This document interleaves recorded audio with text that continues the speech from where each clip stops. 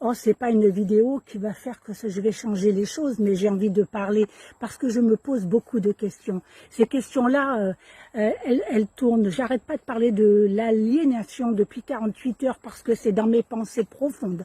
Quand je dors aussi, ça me réveille. Donc j'en parle parce que j'ai l'impression que le peuple subit une aliénation des figures et qui en fin de compte, qui se disent et qui disent, et moi je me dis, quand l'éveil devient spectacle, ben il ne soigne plus rien. Voilà, c'est ça que je veux dire. Quand on parle haut et qu'on dénigre et je pense pas qu'on fasse quelque chose de bien. Alors, on parle d'éveil, oui, il parle d'éveil, de conscience, de libération. Mais de quelle conscience éveille-t-on quand on agite sans racine? Dans les rues, dans les boîtes de nuit, dans les esprits, la jeunesse de Guadeloupe, elle crie.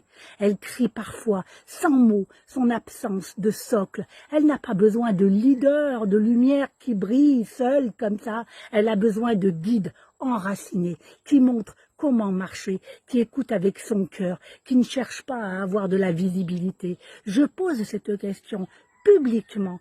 Est-ce que secouer les esprits sans transmettre la paix intérieure, c'est éveiller ou agiter?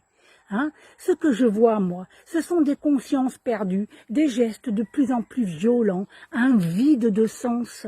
Alors, oui, ça me réveille la nuit parce que je suis quelqu'un qui ressent énormément les énergies de cette île de la Guadeloupe. Et pendant que certains s'autoproclament éveilleurs, la jeunesse, elle tombe.